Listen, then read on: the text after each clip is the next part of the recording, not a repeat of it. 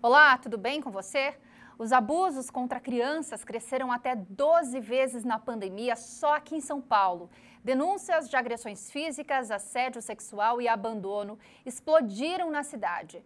O caso que chocou o país, que foi a morte do menino Henri, trouxe à tona a discussão sobre as leis brasileiras no combate à violência infantil. Nosso bate-papo hoje é com o advogado Ariel Castro Neves, que vai esclarecer dúvidas sobre esse assunto. Acompanhe a entrevista. Bom, Ariel, a pandemia evidenciou os crimes, né, contra crianças e adolescentes no nosso país. Para a gente ter uma ideia, só aqui em São Paulo aumentou quase 12 vezes o número, né, de casos de abusos contra crianças e adolescentes, o que chama bastante a nossa atenção, né? Exatamente. Nós tivemos, conforme os conselhos tutelares da capital, aqui de São Paulo, um aumento dos casos que chegaram aos conselhos tutelares de violência contra crianças e adolescentes, principalmente de violência doméstica. Isso se deve ao distanciamento social. As crianças, adolescentes ficaram mais tempo nas suas casas. Nas casas ocorreram conflitos e episódios de violência doméstica.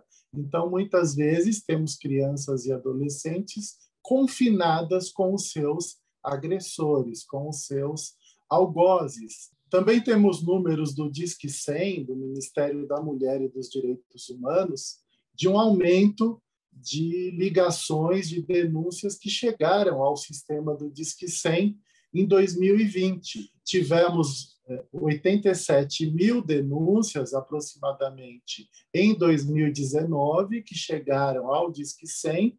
Já em 2020, essas denúncias aumentaram para 95 mil, o que mostra um aumento aí de 10% com relação ao ano anterior, de denúncias de violência contra crianças e adolescentes no Disque 100. E o Ministério da Mulher e dos Direitos Humanos também caracterizou que a maioria dos casos são de violência, de violações aos direitos humanos de crianças e adolescentes ocorridas no ambiente doméstico. Antes nós tínhamos 60% a 70% dos casos envolvendo os agressores como pais, mães, padrastos, madrastas e outros familiares. E já durante o ano de 2020, nós passamos a ter 80%, 90% dos casos envolvendo familiares como violadores dos direitos. Eu queria te perguntar o seguinte, o que a gente pode caracterizar, né, como um abuso contra uma criança, contra um adolescente? Às vezes a gente acha que,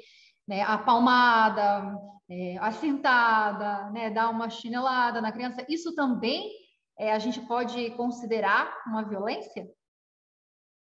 Pela legislação brasileira, essas situações de castigos físicos são proibidas. Temos o Estatuto da Criança e do Adolescente desde 90, que foi aprimorado pela lei chamada de Lei Bernardo, em razão da morte do menino Bernardo, vítima de maus tratos também lá no Rio Grande do Sul. E essa lei, em 2014, ela prevê que as famílias não podem praticar castigos físicos contra crianças e adolescentes. E, se praticarem, serão encaminhadas para programas de apoio, de orientação, serão advertidas sobre a inadequação da prática de castigos físicos. Você falou aí da Lei Bernardo, né? Então, existem leis que amparam as crianças, né, e os adolescentes quando a gente fala em abuso, né, em violência, existem direitos, né? As crianças e adolescentes também têm direitos, né, perante a lei. Sim, nós temos o próprio Estatuto da Criança e do Adolescente, de 1990.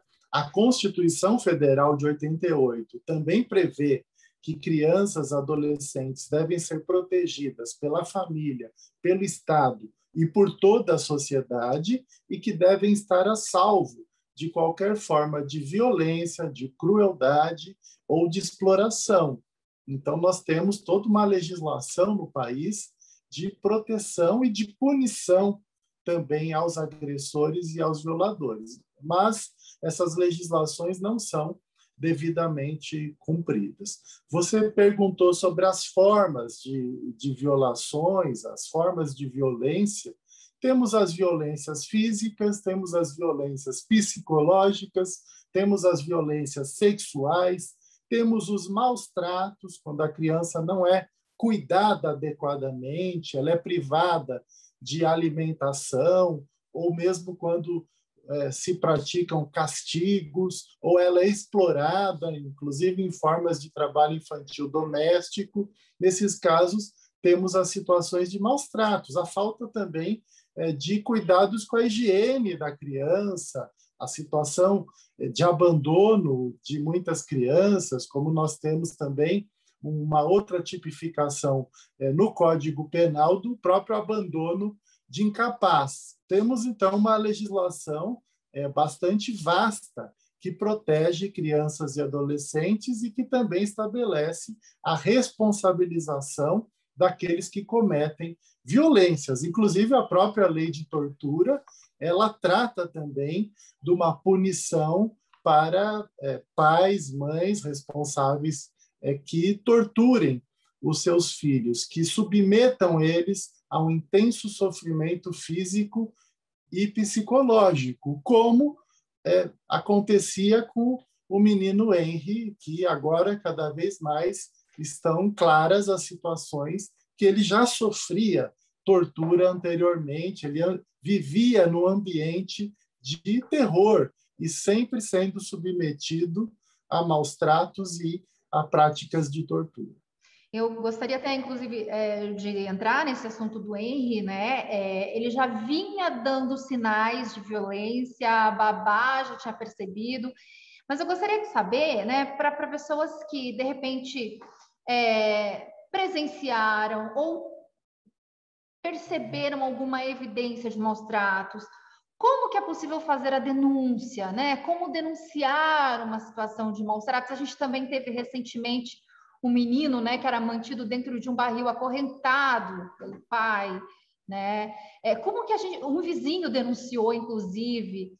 Como que a gente pode fazer para denunciar, né, uma situação de maus tratos? Você falou do Disque 100, né, que é uma das possibilidades. Existe alguma delegacia especializada? Ou eu posso denunciar em qualquer delegacia? Chamo a polícia? O que eu faço?